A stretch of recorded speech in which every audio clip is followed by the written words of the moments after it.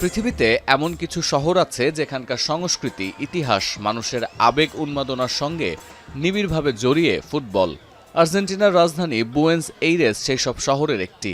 তাই বিশ্বকাপ ফুটবলে রাউন্ড অফ 16-এ ওঠার লড়াইয়ে কেপ ভার্দের বিপক্ষে আর্জেন্টিনার যখন নাভিশ্বাস অবস্থা, তখন চাপা উত্তেজনা আর ভক্তদের উন্মাদনায় কেঁপেছে আর্জেন্টিনার রাজধানী বুয়েন্স এইরেস।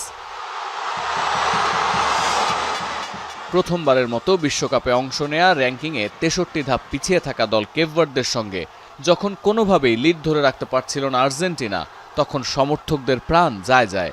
এরপর আবার যখন অতিরিক্ত মিনিটে তৃতীয় গোল করে জয়ের কাছাকাছি পৌঁছে যায় স্কালোনির শিষ্যরা, তখন আনন্দের উচ্ছ্বাস আর ধরে রাখতে পারেননি আলবিসেলেস্তারা। আমি ভরসা রাখি হিরন স্মার্ট ওয়াটার পিউরিফায়ারে। Es muy difícil de explicar, es algo que es único, no sé cómo explicarlo. Lo que sentí no lo podía creer. Pero bueno, lo bueno que al estar acá, alentar todos juntos y gritar fue lo mejor. Football এমনই এক উন্মাদনার নাম যার কোনো দেশকাল সীমানা থাকে না। চিরপ্রতিদ্বন্দ্বী দেশ ব্রাজিলেও তাই চলছে আর্জেন্টিনার সমর্থকদের বিজয় উল্লাস। এদিন ম্যাচ দেখতে ব্রাজিলের আইকনিক শহর সাও পাওলোর রেস্তোরাঁ আর বারে ভিড় করেন আর্জেন্টাইন সমর্থকরা। ম্যাচ শেষে পতাকা হাতে নীল সাদা ফ্লেয়ার নিয়ে রাস্তায় নেমে আসেন তারা। এখানে এমন অনেক ভক্ত এসেছেন যারা মূলত ব্রাজিলের সমর্থক, কিন্তু ব্রাজিল বাদে অন্য দলের সঙ্গে খেলা পড়লে আর্জেন্টাইন শিবিরকেই সমর্থন দেন তারা।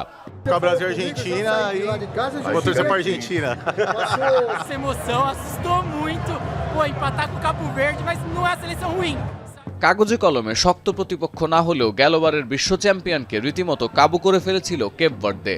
তাই ম্যাচ চলার সময় ভয় পেলেও সমর্থকদের আত্মবিশ্বাস শেষ পর্যন্ত টানা দ্বিতীয় শিরোপার জন্যই লড়বে মেসি বাহিনী।